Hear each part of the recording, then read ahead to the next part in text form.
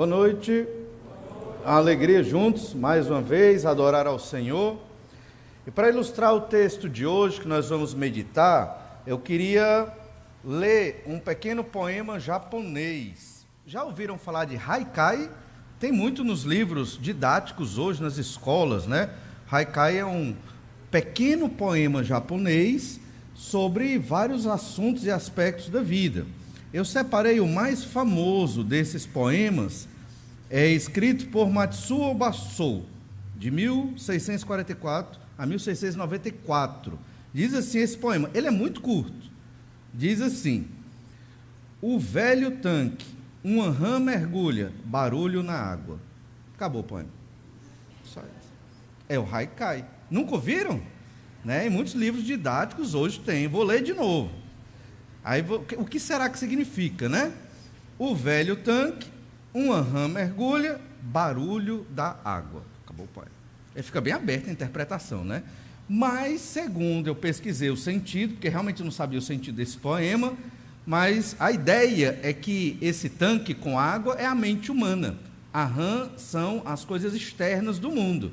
E aí, quando entra na mente, gera a reflexão, que é exatamente o barulho da água. Mas por que ler esse poema? O versículo que nós vamos ler hoje, na verdade, é o oráculo que nós vamos estudar hoje. São 2 versículos, mas tem muito sentido. E ele tem um sentido bem poético. E às vezes, para nós que não somos muito afeitos à poesia, pelo menos eu acho que a maioria não vive lendo poesia todo dia, não é? Fica difícil de compreender. Mas nós vamos estudar Isaías hoje, capítulo 21, verso 11 e 12. Aí você fica com esse poema japonês na mente, o haikai, ele é tão sintético, mas tem um sentido. Esses 2 versículos também. Só são 2 versículos, mas é a sentença de Deus contra Edom. Olha o que diz o verso 11, Isaías 21, 11. Sentença contra Dumá, gritam-me de Seir, guarda, a que hora estamos da noite? Guarda, a que horas? Respondeu o guarda, vem amanhã e também à noite. Se quereis perguntar, perguntai, voltai, vinde. Percebe como é curto? Mas tem muito ensinamento nesses 2 versículos para nós. Nós vamos estudar nesses 2 versículos a busca pela salvação de Deus. Nós sabemos que só vão ser salvos da condenação dos seus pecados aquele a quem Deus visita. Nós entendemos isso pela Bíblia Sagrada. O pastor Márcio Leite falou disso hoje um pouquinho também. E, na verdade, Deus chama aqueles que Ele quer salvar. E realmente é um grande milagre do Senhor. Mas, em algum momento da vida, certos seres humanos que estão observando as coisas de Deus, ou já sendo tocados pelo Senhor, eles começam a querer buscar a Deus. E esses 2 versículos vão nos mostrar a ideia de um homem, ou talvez até de um grupo de pessoas, dos edomitas, que estão querendo buscar ao Senhor no meio da grande catástrofe que está acontecendo. Só para a gente rememorar, estamos estudando o livro do profeta Isaías, desde o capítulo 1, e agora já estamos no capítulo 21. Dessa forma, nós conseguimos entender a mensagem do profeta, e não só versículos isolados. Estamos observando esses 2 versículos, porque eles formam o que a gente chama de oráculo, ou sentença. Nós estamos na parte de Isaías, do capítulo 23 do capítulo 13 até o capítulo 23, onde Deus deu ao profeta Isaías, revelou a Isaías, mensagens contra certas nações. Deus é soberano e o Senhor está julgando as nações. Algumas dessas profecias vão se cumprir logo, segundo a perspectiva de Isaías, outras dessas profecias vão se cumprir muitos séculos depois, algumas nem se cumpriram, né? Entendendo que a queda da grande Babilônia. Então, nós já vimos vários oráculos aqui. Vamos voltando aí as páginas da sua Bíblia, só para você se lembrar. Capítulo 13 e 14 é o oráculo contra a Babilônia. Já no capítulo 15 é o oráculo contra Moabe. No capítulo 14 também tem contra os assírios e contra os filisteus. Capítulo 15 e 16, os dois capítulos contra Moabe. 2 versículos contra os edomitas, é o que nós vamos ler hoje. E 2 capítulos contra Moabe. Por que um é tão grande, outro é tão pequeno? Certamente o Senhor tem um propósito nisso. Contra Damasco e Efraim, capítulo 17. Contra a Etiópia e o Egito, é o capítulo 18, 19 e 20. E, novamente, um oráculo contra a Babilônia, no capítulo 21, certo? E aqui estamos vendo a profecia, ou oráculo, ou sentença de Deus contra os edomitas. Repetindo, nesses 2 versículos, nós vamos observar essa ideia, a busca pela salvação de Deus. Deus está agindo num edomita, e ele sente o desejo de buscar a salvação de Deus. Certamente não é porque ele tem um coração bom e puro, mas é porque o Senhor está agindo na vida dele. Todas essas nações aqui, elas estão passando por uma fase muito difícil, como temos repetido domingo após domingo. O império assírio está atacando essas nações, e Deus usa a Assíria para julgá-las por conta dos seus próprios pecados. Algumas delas, obviamente, terão parte dos seus membros salvos pela graça de Deus. Outra parte, que não quer se arrepender dos seus pecados, será punido pela ira de Deus. Então, o Senhor é gracioso para salvar? Sim. Ele manda o profeta anunciar a mensagem? Sim. Mas também vai vir a cobrança contra aqueles que querem viver nos seus pecados. Lembrando, são 10 oráculos, estudamos 5, 6, esse é o 7º, estamos chegando no fim, desses oráculos para as nações. Isso significa que Deus ama as nações, quer salvar as nações. Na linguagem e cultura do Antigo Testamento, é um investimento missionário para que as nações se arrependam, e ao mesmo tempo mostra que no futuro o Messias virá tratar novamente com as nações, para salvá-las e para julgá-las também. Esse momento ainda não aconteceu. O Senhor Jesus morreu na cruz, ressuscitou ao 3º dia, subiu aos céus e breve vai voltar. Quando ele voltar, aí sim, ele não vem como o cordeiro que vai ser sacrificado, mas Jesus virá como o Messias, rei, guerreiro, para implantar definitivamente o reino de Deus na terra, com toda a perfeição, graça e amor, mas também na justiça de Deus. Observe então 3 entendimentos que nós enxergamos nesses 2 versículos, que trata da busca pela salvação de Deus. O primeiro entendimento é o silêncio para os que rejeitam o Senhor. Entenda esses versículos como uma poesia. Olha o que diz Isaías 21, verso 11. Sentença contra Dumá, gritam-me de Seir. Aí tem o grito que vem lá de Seir. A gente para aqui para observar o que significa Dumá. Dumá significa silêncio. E algumas vezes o silêncio mortal ou o silêncio da morte. Não sei se você percebeu, mas Dumá lembra a palavra Edom. E lembra uma região também chamada Idumeia, no Novo Testamento, que é exatamente uma região onde viveram os edomitas do Antigo Testamento. Dumá significa silêncio e tem a ver com essa região, esse campo de significado da morte. 2 salmos nos ajudam a entender essa palavra. Dumá é a transliteração da palavra hebraica mesmo. Ela se lê assim, é Dumá. Poderia ter sido traduzido para o português, sentença contra o silêncio, mas não foi feito assim. A ideia é que este silêncio se refere a Edom, aos edomitas. Por quê? Vamos ver já. Mas olha o Salmo 94, 17, diz assim: se não for o auxílio do Senhor, já a minha alma estaria na região do silêncio, quer dizer, na região da morte. Só que aqui, na língua, no hebraico, é na região de Dumá. É do silêncio que se refere à morte. E no Salmo 115, 17, a mesma palavra aparece também. Os mortos não louvam o Senhor, nem os que descem à região do silêncio. Região do silêncio é a morte. Então, literalmente seria, é a sentença de Deus, ou o oráculo contra o silêncio mortal. Lembra que é uma poesia, e esses oráculos são bem poéticos, mas sabemos que ele está tratando de Edom. Por que está tratando de Edom? Exatamente por conta da continuação do versículo.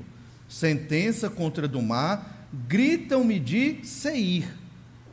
Quem tem costume de ler do Antigo ao Novo Testamento sabe que Seir é um monte. O Monte Seir é o local no Antigo Testamento onde viveram os edomitas. O povo de Edom é do Monte Seir. Então, claramente, o grito que saiu de Edom, foi um edomita. A ideia desses versículos é que esse edomita, ele fala com o profeta, e ele faz algumas perguntas ao profeta. Esse edomita, ele está representando o povo dele. Talvez essa pergunta não seja só dele, mas de todo o seu povo. E esse povo está sofrendo, porque os assírios estão invadindo, os assírios estão atacando, não só Israel, Judá, Jerusalém, não chegaram a entrar, mas chegaram perto de Jerusalém, o Egito, a Etiópia, Moabe, a Filístia, todos esses povos estão sendo atacados pelos assírios. E aqui também os edomitas. Deus tem um plano ali para os edomitas. Falamos da Idumeia. A Idumeia é uma localização no Novo Testamento, onde viveram os edomitas ali também nos arredores do Monte Seir. Só tem um versículo na Bíblia que fala da Idumeia, que é Marcos 3, verso 8, e fala assim de passagem, mas é a cidade onde viveram os edomitas. Lá em Isaías, capítulo 21, novamente, verso 11 ainda. O que é que o edomita grita? Guarda, a que hora estamos da noite? Guarda, a que horas? Aí o verso 12, respondeu o guarda, vem amanhã e também à noite.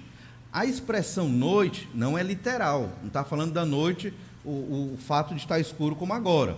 Noite se refere às trevas, noite se refere ao momento de sofrimento, momento de guerra, momento de mortes, momento de dificuldade por conta da invasão dos assírios. Então entenda, é uma poesia, ele está querendo mostrar que estamos vivendo num momento terrível da nossa vida aqui, porque os assírios estão atacando, e ele quer saber quando essa noite vai acabar, quando esse momento de sofrimento e de trevas vai passar. Essa é a grande pergunta do edomita.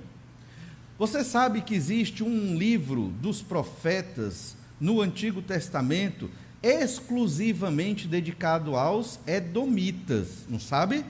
Que livro é esse? Quem lembra? É o menor livro dos profetas menores. O livro de Obadias, né? O livro de Obadias fala exatamente do povo edomita. E é um livro onde Deus expressa a sua ira contra os edomitas. Vamos ler Obadias, alguns versículos, do verso 10 em diante, e entender o que é que o Senhor tem contra os edomitas. Diz assim, Obadias, só tem um capítulo, né? É o capítulo único, a partir do verso 10. Diz assim: por causa da violência feita a teu irmão Jacó, cobrir-te-á a vergonha, e serás exterminado para sempre. É isso que Deus tem contra os edomitas. Os edomitas sempre foram um povo que perseguiram Israel. E por conta disso, o Senhor pune Edom, por conta desse grande pecado. Ainda diz mais no verso 11: no dia em que, estando tu presente, estranhos te levaram, deixa-me só para enxergar melhor, estranhos lhe levaram os bens, e estrangeiros lhe entraram pelas portas e deitaram sorte sobre Jerusalém, tu mesmo eras um deles. Então, quando os estranhos estavam invadindo Jerusalém, os edomitas estavam juntos, eles eram um dos povos que estavam invadindo o povo de Deus. Verso 12: mas tu não devias ter olhado com prazer para o dia do teu irmão, o dia da sua calamidade, nem ter te alegrado sobre os filhos de Judá no dia da sua ruína, nem ter falado de boca cheia no dia da angústia. Ou seja, você não devia ter se alegrado com a derrota de Jerusalém, com a derrota de Judá. Você deveria ter sofrido com eles, mas não, vocês se alegraram, vocês gostaram da destruição de Jerusalém. Verso 13: não devias ter entrado pela porta do meu povo no dia da sua calamidade, tu não devias ter olhado com prazer para o seu mal no dia da sua calamidade, nem ter lançado mão nos seus bens no dia da sua calamidade. Não devias ter parado nas encruzilhadas para exterminares os que escapassem, nem ter entregado os que lhes restassem no dia da angústia. Então eles se alegraram com a destruição de Jerusalém. Esse texto do livro do profeta Obadias é difícil de datar, mas tudo indica que foi ali exatamente por volta do cativeiro babilônico, 586 a 587 a.C. Lembra que a profecia de Isaías foi escrita por volta de 740 a 700 a.C. Então, se você pega de 740 a 586, nós temos em média uns 160 anos. 160 anos, se minha matemática não estiver errada, que foi dado esse oráculo que estamos lendo para Edom, até a profecia de Obadias, que foi outro alerta de Deus, para que os edomitas se arrependessem dos seus pecados. Então, quando Jerusalém estava sendo invadida pelos babilônios já, os edomitas, se alegraram, festejaram, gostaram, sentiram muito prazer nestas coisas. Edom sempre teve o espírito contra Judá desde os primórdios, desde o início da história de Israel. Quem era Israel? Jacó. Quem é Edom? Esaú. Então, o seu irmão primogênito, mesmo sendo eles gêmeos ali, mas o primogênito, sempre não gostou de Jacó por várias razões ali, e ele não seguiu servindo Jacó como deveria servir. Jacó também teve seus pecados, é um fato, mas Deus escolheu Jacó. Esaú devia se arrepender dos seus pecados e auxiliar o seu irmão, que foi escolhido por Deus para ser o cabeça do povo de Deus. De Jacó, que foi chamado Israel, vieram as 12 tribos. De Judá veio o Messias. Esaú era para ter se arrependido dos pecados, ter se convertido ao Senhor e seguido a vontade de Deus. Ele não aceitou isso, nem Esaú, nem os seus descendentes, durante séculos foram contra Israel, contra a nação que o Senhor escolheu. Por isso, Deus decidiu ir contra Edom. É a profecia que nós estamos lendo, Isaías 21, 11 e 12, e toda a profecia de Obadias. Qual o propósito dessa mensagem?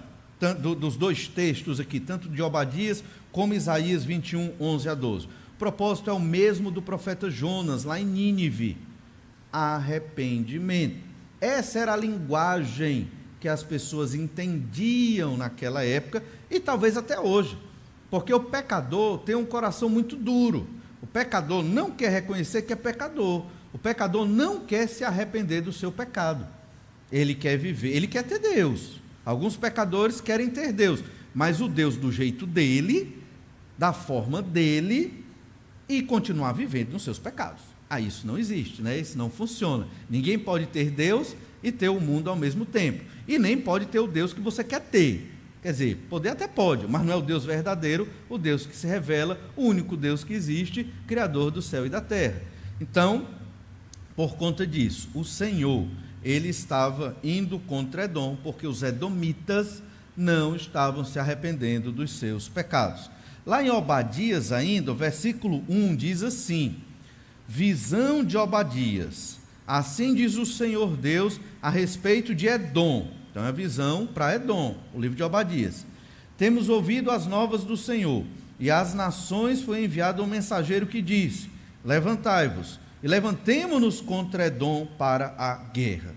Isso é o juízo de Deus contra essa nação. Por quê? Porque foi contra Israel. Ainda no verso 3, por que Deus é contra Edom? A soberba do teu coração te enganou, ó tu que habitas nas fendas das rochas, na tua alta morada, que é o Monte Seir, e dizem no coração, no teu coração: quem me deitará por terra? Os edomitas eram orgulhosos, se colocaram contra o povo de Deus, não se arrependeram dos seus pecados e ainda diziam: quem vai nos destruir? E eles viviam no Monte Seir, muito bem protegidos, muito bem fortalecidos, e se achavam um povo muito forte, e que nada iria acontecer com eles, e que eles poderiam viver nos seus pecados, e que o Deus de Israel não chegaria até eles. Verso 4: se te remontares como águia, e puseres o teu ninho entre as estrelas, de lá te derribarei, diz o Senhor. Ou seja, não tem como fugir de Deus. Mesmo que você seja uma águia e suba mais alto para fazer um ninho nas estrelas, Deus vai derrubar você de lá. Porque Deus é mau? Não, porque Deus é justo. Todo pecador, ele está perdido nos seus pecados. Todo pecador, se não se arrepender e crer no Senhor Jesus Cristo, não existe outro caminho para encontrar Deus. Não existe. Não tem outra salvação, não existe outra forma de obter perdão. É o que nós lemos na Bíblia Sagrada. Os edomitas deveriam reconhecer: o Messias vem de Jacó, o Messias vem da tribo de Judá. Ele não sabia que o Messias era Jesus Cristo, o Senhor Jesus Cristo, mas os edomitas deviam se arrepender e se curvar diante do Messias, o Filho de Deus, o Salvador prometido, mas eles não estavam arrependidos. Por conta disso, noite para Edom. Por conta disso, silêncio da morte para os edomitas. Lá em Gênesis 25:30, fala exatamente que Esaú é Edom. Para aqueles que ainda não sabiam, olha Gênesis 25:30. E lhe disse: peço-te que me deixes comer um pouco desse cozinhado vermelho. Esaú falando para Jacó: pois estou esmorecido. Daí chamar-se Edom. Então Esaú é Edom e o pai dos edomitas. E em Gênesis 36, verso 8, diz ainda: então Esaú, que é Edom, habitou no Monte Seir. Esta é a descendência de Esaú, pai dos edomitas, no Monte Seir. Aí fala da descendência dele. É interessante ler esses versículos, porque quando você lê Isaías 21:11, sentença contra Dumá. E quem será Dumá? Aí você lê: gritam-me de Seir. Quem mora no Monte Seir? Os edomitas. Não é como hoje, que tem muita migração. Não, naquela época o povo ficava numa terra durante séculos e séculos e séculos. Então é muito claro que ele está falando dos edomitas aqui. Isso é uma forma de incentivar você a ler sua Bíblia de Gênesis a Apocalipse. Muitas respostas da Escritura estão na própria Escritura. Então você está lendo isso aqui, o versículo 11 e 12 de Isaías 21, já é bem aqui no meio da Bíblia. Talvez até quem está lendo de Gênesis a Apocalipse não lembre, mas se você ler com atenção, você vai descobrir quem está falando aqui. É um edomita que grita do Monte Seir para o profeta Isaías, e o profeta Isaías responde com a palavra do Senhor, certo? Então, como foi que os edomitas ganharam assim essa ira de Deus contra eles? Como é que a gente observa isso? Quando foi que os edomitas se colocaram contra Israel? Em vários episódios. Um dos episódios emblemáticos, vários momentos, os edomitas atrapalharam Israel, na sua missão de fazer a vontade de Deus. Num desses momentos foi na travessia no deserto, depois do êxodo do Egito, quando estavam indo para a terra de Canaã, a terra prometida. Eles tiveram que passar, já na segunda tentativa de entrar na terra de Canaã, eles tiveram que passar pelas terras de Edom, que era o Monte Seir. Olha o que acontece lá em Números capítulo 20, verso 14. Enviou Moisés de Cádiz mensageiros ao rei de Edom, a dizer-lhe: assim diz teu irmão Israel, bem sabes todo o trabalho que nos tem sobrevindo. E aqui ele está falando todo o trabalho de sair do Egito, viver em tendas, estavam ali rodando 40 anos no deserto, uma geração inteira morreu e foi sepultada no deserto. A de 20 anos para baixo cresceu, era a geração que ia entrar na terra de Canaã, como Deus prometeu a Abraão, Isaque e Jacó. E então, olha o verso 17, Números 20, 17. Deixa-nos passar pela tua terra, não o faremos pelo campo, nem pelas vinhas, nem beberemos a água dos poços. Iremos pela estrada real, não nos desviaremos para a direita nem para a esquerda, até que passemos pelo teu país. Essa foi a proposta de Moisés para Edom. O que é que ele quis dizer com isso? Não vamos roubar a tua colheita, não vamos beber da tua água, não vamos te dar prejuízo, meu irmão. Edom, Esaú, nós só queremos passar. É muito mais fácil, só queremos passar. Mas qual foi a resposta dos edomitas? Verso 18. Porém Edom lhe disse, não passarás por mim, para que não saia eu de espada ao teu encontro. Sempre foi assim, os edomitas sempre prejudicaram Israel no cumprimento da sua missão. Qual era a missão de Israel aqui? Era conquistar uma terra? É só isso? Só posse de terra? Nada mais? Não. É importante a gente entender, por que que Deus deixou Israel 400 e tantos anos no Egito, cerca de 430 anos ali. Israel estava crescendo. Quando Jacó com seus filhos foi para o Egito, eram cerca de 70 pessoas. Quando saíram do Egito, eram milhares de pessoas. Ali foi a incubadora do povo de Israel. E por que que Deus formou esse povo, de Abraão, Isaque e Jacó? Qual é o sentido disso? A antiguidade é diferente da modernidade. Hoje, como é que nós falamos do Evangelho de Jesus? Lendo a Bíblia para as pessoas, indo na casa das pessoas, apresentando o Senhor Jesus Cristo como descrito na Bíblia Sagrada, fazendo estudos bíblicos, ou viagens missionárias, ou enviando e sustentando missionários, e o mundo, dependendo da parte do mundo, é mais aberto para ouvir o Evangelho do Senhor Jesus, é muito mais simples. Nessa época aqui, já havia o Evangelho, sim, no seu aspecto de promessa. Ou seja, Jesus não veio, mas desde o Antigo Testamento, Gênesis 3,15, é colocada a promessa da vinda do Salvador. E quem cresce nisso, arrependido dos seus pecados, era salvo. Mas como falar desse Messias, desse descendente, desse Salvador? O povo só entendia uma linguagem, a linguagem da coletividade, dos clãs, das tribos, das nações.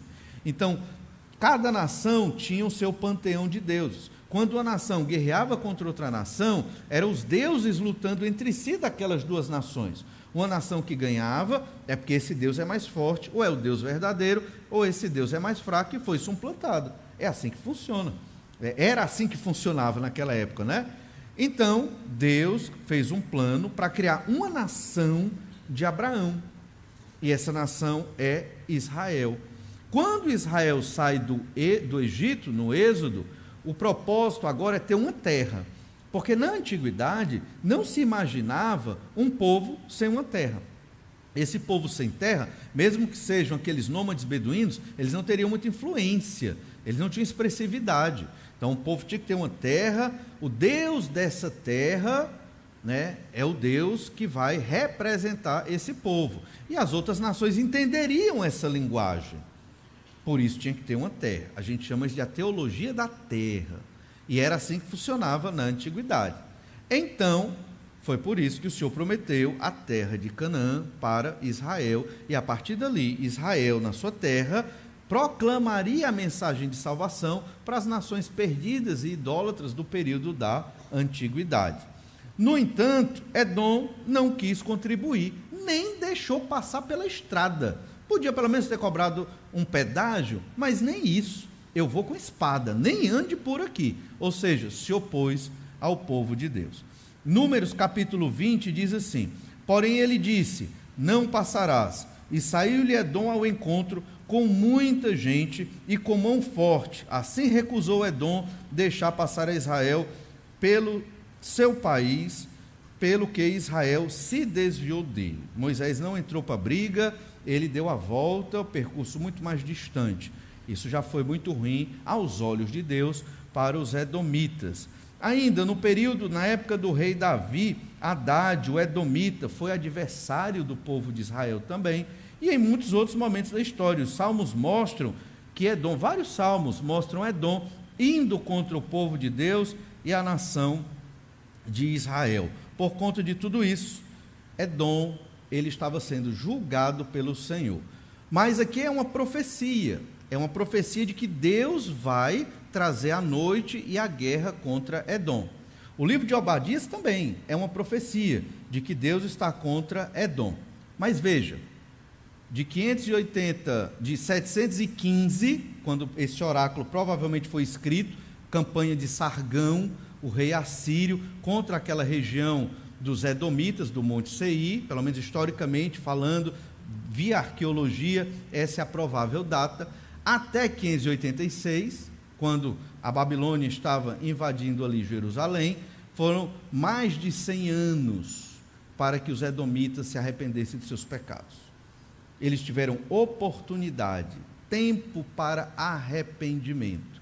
Hoje é da mesma forma. O pecador perdido, ele tem tempo para se arrepender dos seus pecados. Esse tempo é, enquanto você tiver vida. Se você ainda não crê em Jesus como Senhor e Salvador, hoje é o dia para você se arrepender dos seus pecados e suplicar a Jesus para lhe salvar.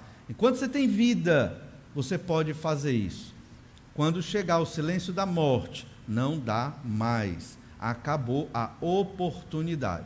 Você não precisa ser batista, você não precisa ser presbiteriano, você não precisa ser de uma religião ou denominação nesses moldes para ser salvo.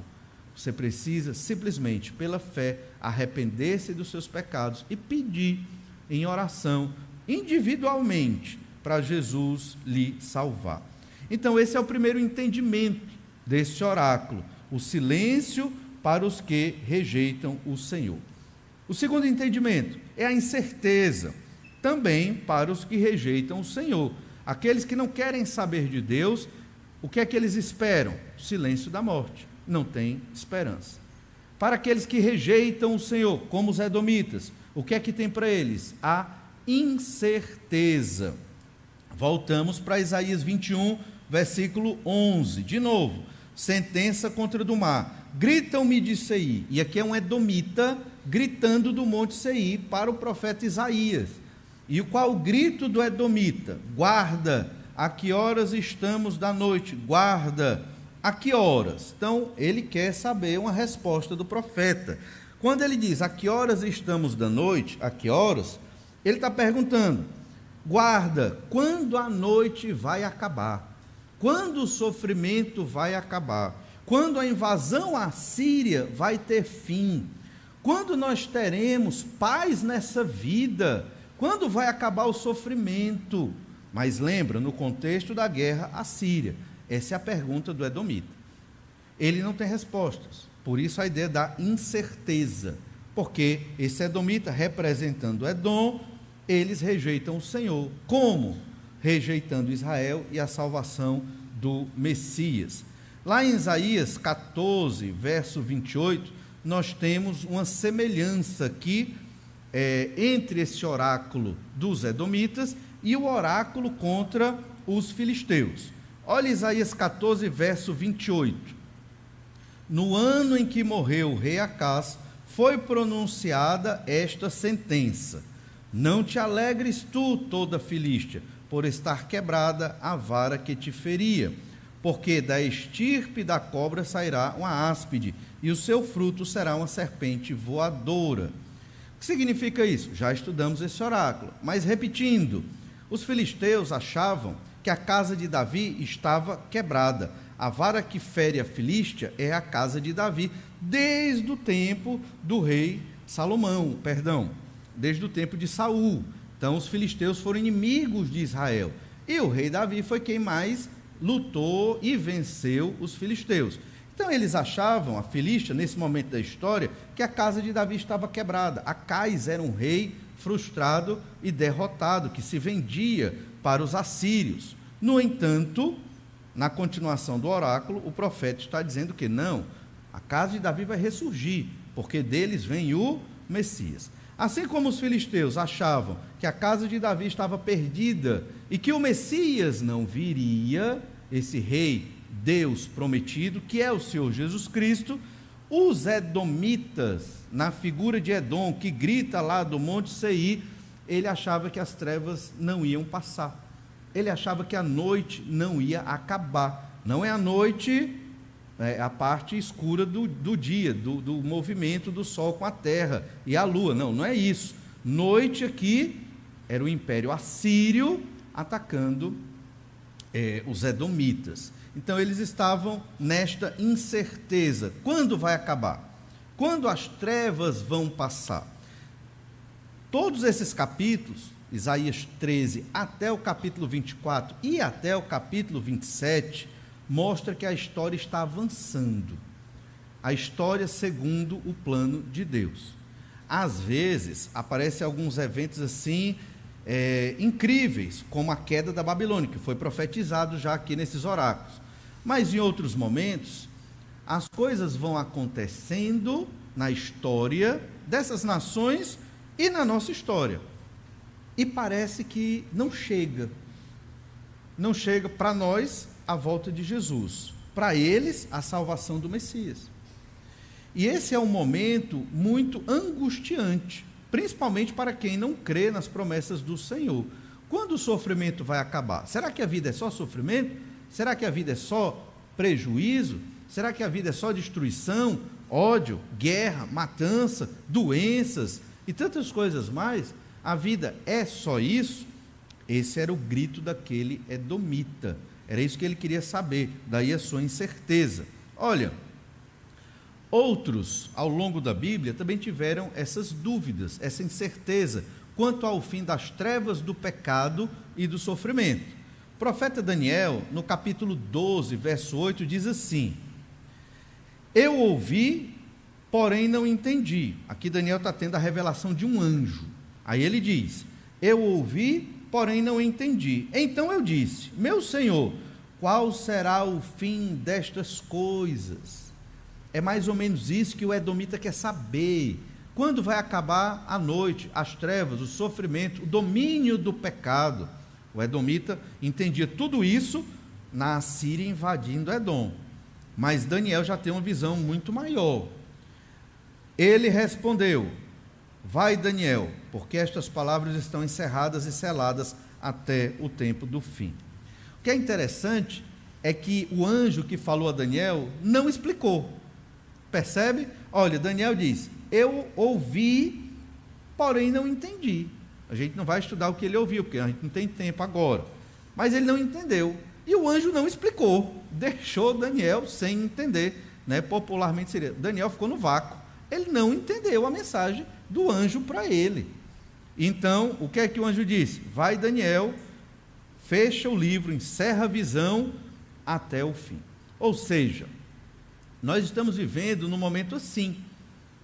Nós temos a palavra de Deus, temos várias profecias, o mundo jaz no maligno, os pecados dominam a sociedade, cada vez mais a incredulidade aumenta, o amor se esfria, e nós ficamos observando essas coisas, crentes em Jesus, conhecendo a Bíblia Sagrada, as igrejas cada vez mais se corrompendo, inclusive em todos os meios, inclusive no evangélico, e nós ficamos pensando, e aí?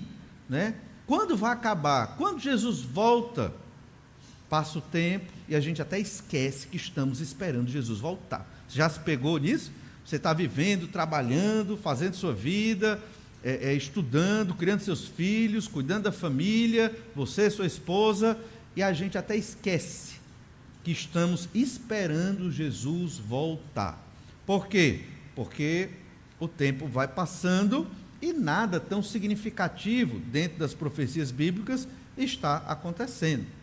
Essa incerteza também veio para alguns discípulos do Senhor Jesus Cristo. Lucas 21, verso 5. Falavam alguns a respeito do templo, como estava ornado de belas pedras e de dádivas. Então disse Jesus: vedes estas coisas? Jesus falando do templo, todo bonito lá, cheio de pedras. Lucas 21, verso 5. Vede estas coisas, agora já é o verso 6. Dias virão em que não ficará pedra sobre pedra que não seja derribada. Perguntaram-lhe, verso 7, perguntaram-lhe: mestre, quando sucederá isto? E que sinal haverá de quando estas coisas estiverem para se cumprir? As pessoas querem saber quando vai se cumprir tudo isso que Jesus está ensinando. O Senhor não estava ensinando sobre a destruição do templo somente, mas sim também sobre a sua morte e ressurreição na cruz, através destes versículos. Atos 1,6 diz ainda: então os que estavam reunidos lhe perguntaram: Senhor, será este o tempo em que restaures o reino a Israel? Então, sempre houve uma dúvida em relação de quando as profecias vão se cumprir. Mas aqui, em Atos 1,6, quem recebeu essas palavras de Jesus foram os discípulos, os apóstolos, crentes em Jesus. Em Lucas também eram os discípulos, os apóstolos. Mesmo que nós saibamos que está demorando, na nossa perspectiva, na de Deus não, nós temos a certeza, Jesus vai voltar. E quando Jesus voltar, não haverá mais sofrimento, não haverá dor, não haverá guerra, não haverá pecado. Aqueles que se arrependeram e creram em Jesus serão a nova humanidade que vai viver com Jesus aqui na terra, como a Bíblia ensina isso de uma maneira muito clara. Daniel também era um crente no Messias, no descendente, e estava aguardando as coisas se cumprirem. Mas o edomita, ele não tinha a fé no Messias. A incerteza dele era muito maior. A noite traz o silêncio da morte. O que é que vai acontecer conosco? A Assíria vai nos invadir, muitos vão morrer. Aí o edomita pergunta para o profeta Isaías: quando vai acabar essa noite? Quando vai acabar o sofrimento? Esta é a incerteza daquele que está longe de Deus, daquele que está perdido. Isaías é esse guarda. Veja que no versículo 6 ao 9 de Isaías 21, Isaías é o vigia, é o atalaia, é o que está recebendo a visão de Deus, é o mesmo deste guarda aqui no versículo 11, ele que recebe a pergunta do edomita e ele que procura responder. Para todos os efeitos, Deus vai punir Edom, e isso realmente aconteceu ao longo da história, porque não houve arrependimento de pecado. Voltando para Obadias, capítulo 1, verso 5, diz assim: se viessem a ti ladrões ou roubadores de noite, como estás destruído, não furtariam só o que lhes bastasse? Se a ti viessem os vindimadores, não deixariam pelo menos alguns cachos? Deus vai destruir todos os bens de Edom. E a profecia de Obadias contra Edom é basicamente essa: Deus vai destruir os aliados de Edom, Deus vai destruir a sabedoria de Edom, os valentes de Edom, tudo o que os edomitas têm. Por quê? Não se arrependeram dos seus pecados e creram no Senhor. Esse é o segundo entendimento, a incerteza dos que rejeitam ao Senhor. Eles não têm certeza do que vai acontecer, quando o sofrimento vai acabar, quando essa noite de guerra e de sofrimento vai ter fim, e eles não buscam ao Senhor. Terceiro e último entendimento aqui, e mais breve do que nunca, é a esperança que somente a graça de Deus traz. Embora esse edomita entenda o silêncio da morte desse oráculo contra ele, embora esse edomita esteja cheio de incertezas de quando vai terminar, em algum momento aqui, um lampejo de esperança parece surgir no coração desse homem. E a gente vê isso como? Na resposta do profeta Isaías. Olha o que Isaías diz no verso 12, Isaías 21, verso 12. Respondeu o guarda que é o profeta Isaías, é o mesmo vigia e atalaia do versículo 6 ao 9. E então Isaías diz: vem amanhã e também à noite. Se quereis perguntar, perguntai, voltai e vinde. Parece meio enigmático, né? Por isso que no início eu falei, né, do Haikai, porque é uma profecia um tanto enigmática aqui. Mas a ideia é que a noite se refere às trevas e ao sofrimento, certamente pelo pecado e pela desobediência. Edom estava sendo julgado e condenado por Deus pelo seu pecado e desobediência contra auxiliar Israel na sua missão. Foi um opositor contra Israel, logo foi contra Deus também. Mas o profeta diz: vem amanhã, há uma esperança. O contrário da noite é a manhã, o contrário das trevas é a luz. E a luz, como já estudamos no profeta Isaías, capítulo 9, do verso 1 em diante, é o Messias, é o Senhor Jesus Cristo. Perguntai, aí ele diz, quereis perguntar, perguntai. Ou seja, se você quiser saber da manhã, se você quiser saber da luz, se você quiser saber das profecias, pergunte, né? Se interesse, busque, vá atrás. Essa é a mensagem. E é como se Isaías estivesse dizendo, existe sofrimento porque o pecado existe no mundo, mas logo vem a luz do dia, o Senhor Jesus. Ele pode brilhar na sua vida. Jesus é o sol da justiça. Esse é o sentido do que o Senhor quer revelar aqui para os edomitas. Aqui reflete também o fato de que eles têm que esperar a chegada dessa luz. Talvez não seja tão rápido, talvez não seja agora, mas vem, não demora. Toda a profecia de Isaías até aqui, nós vimos vários capítulos falando da vinda do Messias, do Salvador. E no meio desses capítulos, nós vimos também o juízo de Deus contra os pecadores, contra as nações idólatras. Isso é um retrato, é uma narrativa que explica o mundo em que vivemos. O mundo em que vivemos é exatamente assim. Tem sofrimentos, tem guerras, tem dificuldades, ansiedades, derrotas e tristezas. Mas no meio de tudo isso está o Senhor Jesus Cristo. E graças a Deus, porque para nós Ele já veio. Está registrado na Bíblia Sagrada. Os leitores de Isaías não tinham toda a Bíblia como nós temos aqui. Eles tinham os profetas, mas nós temos tudo muito mais explicado no Novo Testamento, nos evangelhos, cumprimento destas profecias sobre a vinda do Messias, e podemos com tranquilidade descansar em Jesus Cristo, né? A ideia é tomar o fardo de Jesus, que é leve, porque Jesus é manso, traz o refrigério para a nossa alma. Hoje nós não precisamos viver nas trevas do pecado e na noite. Vamos sofrer como todo ser humano, não tem como não sofrer debaixo do sol, não tem como. Pecado ainda temos, é um fato, somos pecadores e vamos pecar, mas pela graça de Deus não gostamos do pecado, não queremos o pecado, lutamos contra os nossos pecados. E Isaías deu uma esperança para esse edomita: amanhã vem, o Messias está chegando. Aí ele diz: voltai, vinde. Ele chama, né? É como se ele estivesse dizendo: venha para o Messias, venha para essa esperança, que é a esperança de Israel, que os edomitas rejeitaram, porque perseguiram o seu irmão, porque perseguiram os israelitas ao longo da história, e por isso receberam a sentença de Deus contra eles. Na continuação da profecia de Daniel, capítulo 12, lemos só alguns versículos, o verso 10 explica um pouco dessa demora, desse tempo, até a chegada do Messias de fato. Olha que lemos em Daniel 12, verso 10. Por que eu estou lendo Daniel? É para você entender que, mesmo sendo sintético o que Isaías está colocando aqui para o edomita, Daniel apresenta de uma maneira até mais expandida essa verdade. Então não era algo só da cabeça de Isaías, mas era uma verdade sobre a história da humanidade na perspectiva de Deus. Olha Daniel 12, verso 10.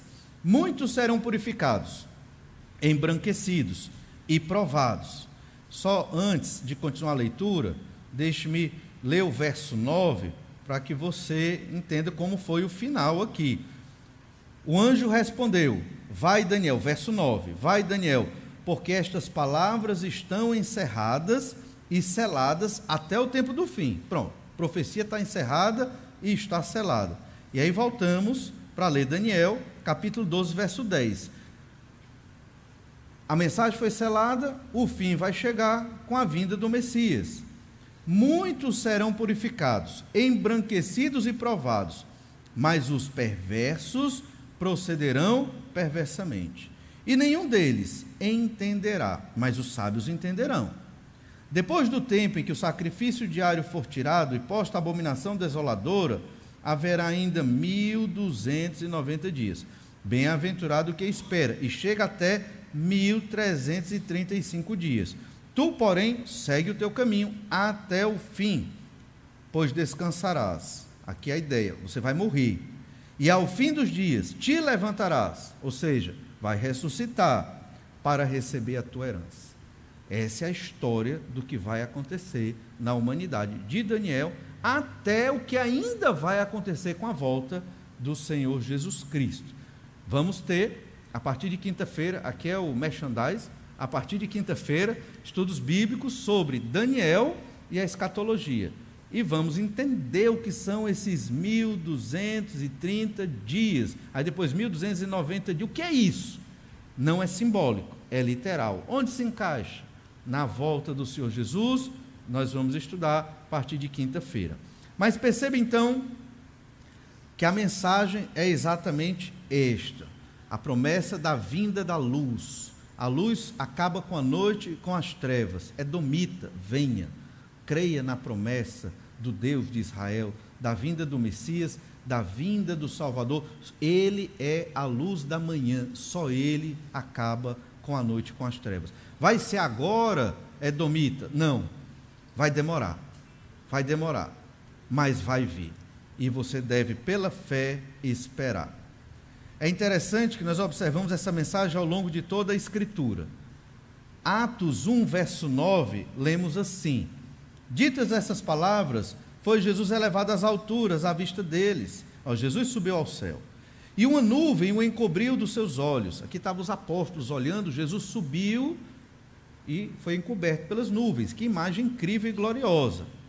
Verso 10: e estando eles com os olhos fitos no céu, enquanto Jesus subia, eis que 2 varões vestidos de branco, certamente anjos, se puseram ao lado deles, e lhes disseram: varões galileus, por que estáis olhando para as alturas? Esse Jesus, que dentre vós foi assunto ao céu, virá do modo como viste subir. Jesus vai voltar. É muito clara a mensagem. Ele, como do jeito que subiu, ele vai voltar. Isso é um dos ensinos que todos os cristãos acreditam, porque está na Bíblia Sagrada. E é a mesma verdade, em outra linguagem, que Isaías estava dizendo para o edomita, ou para vários de Edom: arrependa-se dos seus pecados, a luz da manhã vai vir. É Jesus. Óbvio que ele não sabia o nome de Jesus, mas é o Messias. E o último livro da Escritura, Apocalipse capítulo 22, no último capítulo, no penúltimo versículo, nós lemos assim: aquele que dá testemunho destas coisas diz: certamente venho sem demora. Amém. Vem, Senhor Jesus. Essa é a mesma mensagem que Isaías estava dizendo para aquele edomita: arrependa-se do pecado, a luz da manhã vem. Venha para a luz de Israel. Da mesma forma, é a mensagem de toda a Escritura para qualquer pecador perdido. Não é por obras, não é por justiça própria. A salvação é pela fé somente no Senhor Jesus Cristo. Não há outro caminho. Ele é o caminho, a única verdade. Só há vida em Jesus, vida eterna e vida hoje plena e realizada com o Senhor Jesus Cristo. Não existe outra forma. Esta é a busca pela salvação de Deus da vida daquele edomita, talvez vários edomitas. Deus disse: tem um silêncio de morte contra Edom, mas se Edom se arrepender, haverá salvação. Essa é a mensagem para todo pecador. Graças a Deus por aqueles que já creram. Se você já creu em Jesus, você tem tudo para ter alegria e felicidade, apesar dos nossos pecados nessa terra. Crentes em Jesus, use a sua vida para a glória de Deus. Não use a sua vida só para as coisas dessa terra. Óbvio, estamos aqui, tem trabalho, tem estudo, tem muitas coisas que temos que fazer, mas não use sua vida só para isso. Sua vida é para servir no reino de Deus, a igreja de Jesus, que proclama o evangelho do reino para a glória do Senhor nosso Deus. E aqueles que ainda não creram, há uma esperança, a luz da manhã, o Senhor Jesus. Arrependa-se do seu pecado e creia. Vamos orar? Pedir que o Senhor nos abençoe. Obrigado, Senhor, pela bênção de hoje, pela tua palavra, que mesmo de modo tão sintético nos revela uma mensagem tão maravilhosa e profunda. para as nações da antiguidade e para nós hoje. Capacita-nos, Senhor, a sermos proclamadores do Teu Evangelho, cada um aqui, amanhã, no seu trabalho, na sua escola, na universidade, levando a mensagem de salvação, com todo amor e cuidado, para as almas perdidas, para que o Senhor tenha misericórdia e resgate aqueles que o Senhor quer resgatar. E da mesma forma, ó Deus, nos ajuda a glorificar o Teu nome, apresentando a luz da manhã, a luz que vem, embora aos nossos olhos está demorando, mas certamente, segundo a Escritura que acabamos de ler, o Senhor vem sem demora. Capacita-nos, ó Deus, a viver esta esperança, aguardando firmemente a volta do Senhor Jesus Cristo para reinar sobre esse mundo perdido, tão cheio de pecado. Ajuda-nos, Senhor, a vencer os nossos pecados, para Te servir de modo que Te agrade. É o que pedimos, em nome de Jesus. Amém. Que Deus lhe abençoe, lhe fortaleça. Temos um tempo de oração silenciosa. Você pode orar um pouco mais ao Senhor. Deus abençoe e uma boa semana.